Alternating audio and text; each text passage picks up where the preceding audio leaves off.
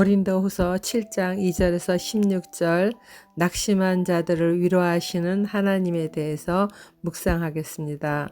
오늘 본문은 바울의 편지를 들고 고린도 교회를 방문하였던 디도가 다시 이제 돌아와서 그곳의 소식을 들려주는 것을 듣고 이제 그동안 낙심했던 마음이 기쁨으로 바뀐 바울의 마음이 잘 적혀져 있습니다. 바울은 고린도 교인들의 마음속에 자신들이 들어갈 수 있는 자리를 이제 만들라고 권합니다. 자신은 이미 고린도 교인들을 자녀에게 말하듯이 마음에 품고 있으므로 그간에 있었던 바울에 대한 오해와 관계의 담을 온전히 허물고자 하는 마음이고, 자신들은 고린도 교인 누구에게도 해를 끼친 일이 전혀 없음을 다시 한번 강조합니다. 거짓 사도들로 인해서 서로 간에 안 좋았던 감정을 다시 꺼내어서 정죄하라는 것이 아닙니다.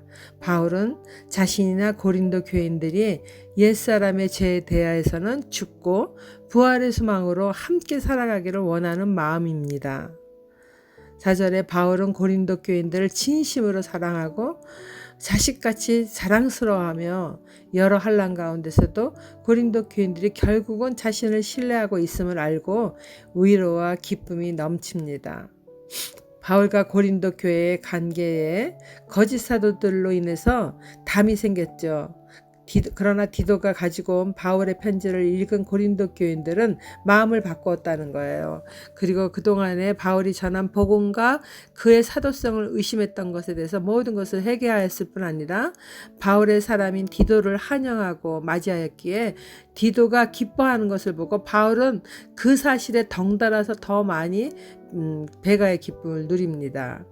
누군가와 소통이 되지 않고 오해가 쌓였을 때 회피하기보다는 대부분 그 회피하는 걸 쉽게 하잖아요. 그 관계를 마주치지 않으면 차라리 편할 것 같으니까요. 그러나 바울처럼 적극적으로 오해를 풀고자 노력하는 것이 참으로 중요하다고 생각됩니다.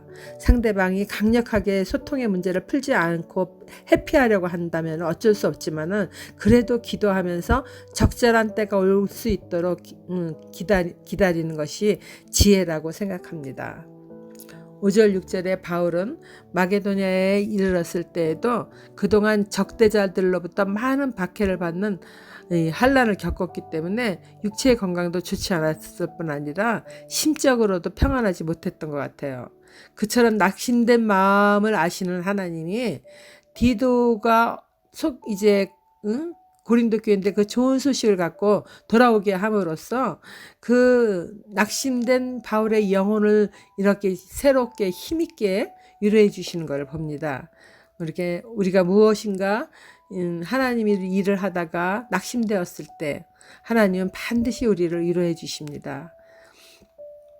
7절 9절 디도가 가져온 소식이 얼마나 기쁜지 고린도 교인들에게 편지를 보내므로 그들이 근심하게 된 것을 잠시 후회를 하기도 했어요.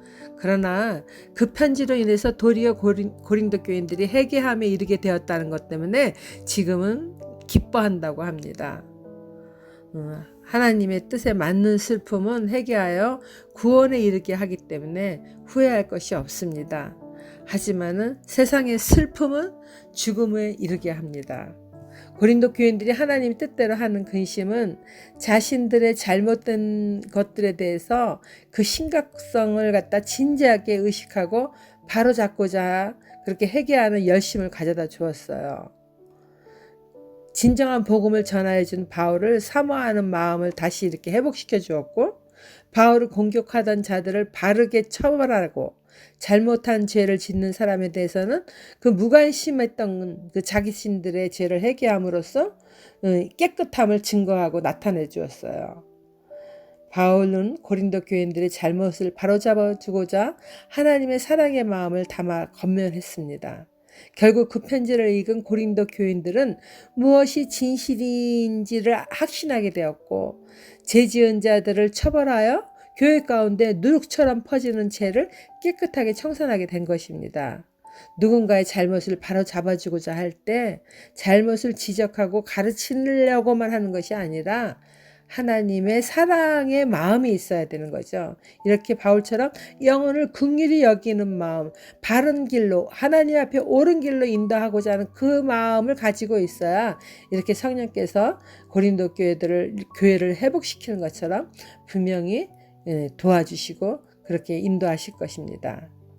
우리가 이렇게 주의 마음을 갖고 우리 주위에 혹시 건면할 일이 있으면은 그것을 갖다 멀리하지 않고 정말 사랑으로 옳은 길로 하나님 앞에 돌아올 수 있는 길로 그렇게 전도하거나 하는 또 이렇게 바로 잡아줘야 될 필요성이 있다고 봅니다.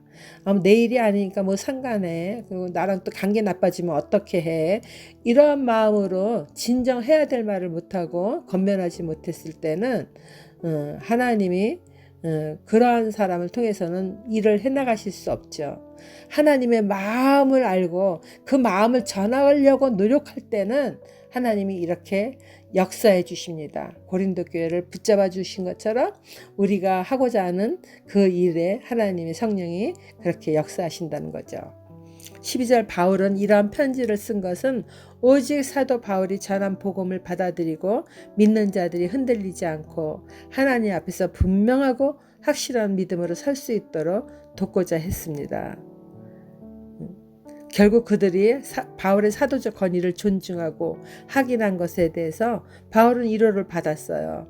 그리고 디도가 고린도 교인들에게 환영받았다는 그 사실이 그 기쁨이 더 배가 된 거죠. 바울은 고린도 교인들이 복음을 온전하게 받아들인 시간을 기억하며 그들에 대한 신뢰가 있었기 때문에 디도에게 고린도 교인들을 자랑했어요. 디도가 그것이 사실임을 알게 되자 자신의 그 바울의 참된 게 증거했던 것을 부끄럼 당하지 않았다고 말합니다. 15절 16절에서 디도는 고린도 교인들에 대한 실망하는 마음이 조금 있었던 것 같아요. 그러나 바울은 그들의 신뢰하는 말로 자랑하였기 때문에 정말 그 말대로 고린도 교인들은 정말 디도를 만났을 때 두렵고 떨리는 마음으로 맞아주고 순종까지 하니까 디도의 마음이 바뀐 거죠. 그 디도가 고린도 교인들에게 가진 부정적인 마음이 풀려진 거죠. 아마도 디도는 바울이 1년 6개월 동안 고린도 교인을 위해서 얼마나 열심히 복음을 전했는 거를 그걸 듣고 아는데 그걸 다 이렇게 알고 있는데 얼마 되지 않아서 이렇게 바울을 갖다 거짓 사도들의 말에 미혹되어 가지고 그렇게 바울의 사도성을 부정하고 복음에 혼란을 가져온 것에 대해서 실망했던 것 같아요.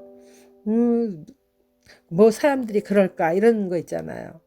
그러니까 고린도 교인들이 믿었지 않았었는데 이제 그 편지를 들고 바울이 그렇게 그래도 고린도 교인들을 믿고 있는 그 구석이 맞나 싶었는데 진짜 가서 보니까 고린도 교인들이 정말 그 편지를 읽고 바른 처사를 이렇게 해가는 걸 보면서 오히려 디도는 이제 고린도 교인들에 대해서 그 심정이 그 마음이 더 깊어졌다고 합니다. 그러므로 바울은 정말 그 자신이 나쁜 소식을 들었잖아요. 그런데도 끝까지 고린도 교인들을 믿는 그 믿음의 끈을 놓지 않은 것에 대해서 기뻐합니다. 진정한 사랑의 관계일지라도 오해가 생길 수 있어요. 작은 트러블이 생겨가지고 관계에 금이 가는 일들이 허다합니다. 그러나 모든 관계에도 하나님을 우선 자리에 모시고 신앙의 삶을 살아가면은 신뢰하는 그 마음을 또 놓지 말고요. 그 마음을 붙잡고 있을 때 바울처럼 결국에는 원수라도 화해되는 은혜를 우리는 잊게 됩니다. 잠언 16장 7절에 사람의 행위가 여호와를 기쁘시게 하면은 그 사람의 원수라도 그와 더불어 화목하게 하시느니라 말씀하셨습니다. 하나님, 우리 교회 공동체가 이렇게 서로 사랑으로 허물을 덮으며 신뢰하고 끝까지 함께하며 하나님의 아름다운 공동체를 세워갈 수 있도록 인도하여 주시옵소서. 예수님 이름으로 기도드립니다. 아멘.